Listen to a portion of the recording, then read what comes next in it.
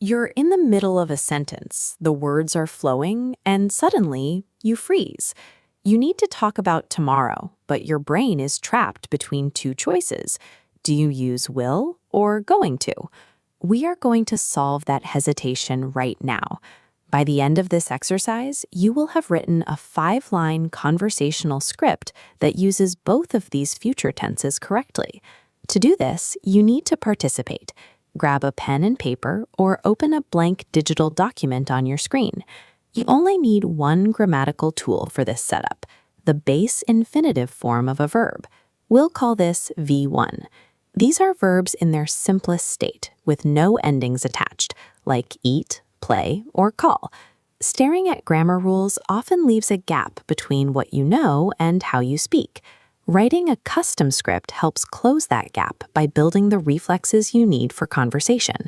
On the left side of your page, write down our two master formulas: subject plus will plus V1 and subject plus be plus going to plus V1.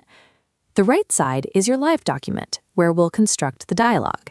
Take note, the will formula will not have a to after it. You don't say, I will to call. It is always just will followed immediately by your V1 verb. We use going to for actions and plans that were decided before the current conversation. This is for something already on your calendar or firmly intended in your mind. Now, write the first 2 lines of your dialogue. In line 1, person A asks a question about the weekend. In line 2, person B answers with a prearranged plan. For example, person A asks, "What are you doing this weekend?" And person B answers, "I am going to visit my sister." Check the verb person B used. In my example, the verb is visit.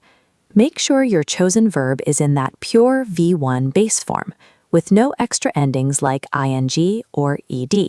Using going to tells your listener that this is an established plan, not just a vague idea you're having right now.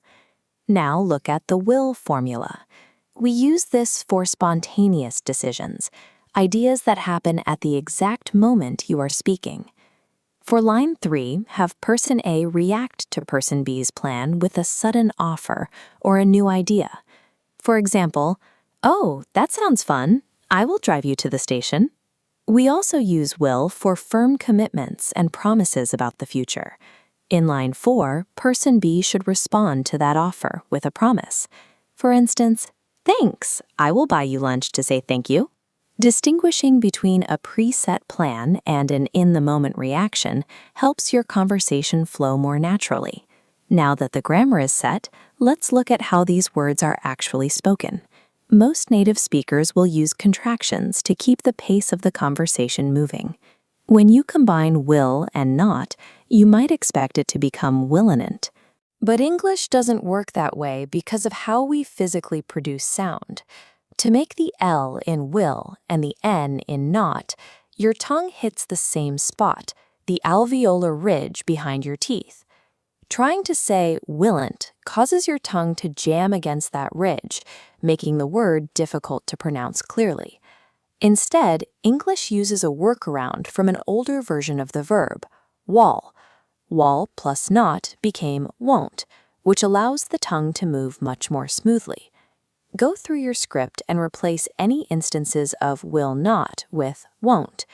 Then add a 5th line as a casual sign-off, like, "I won't be late."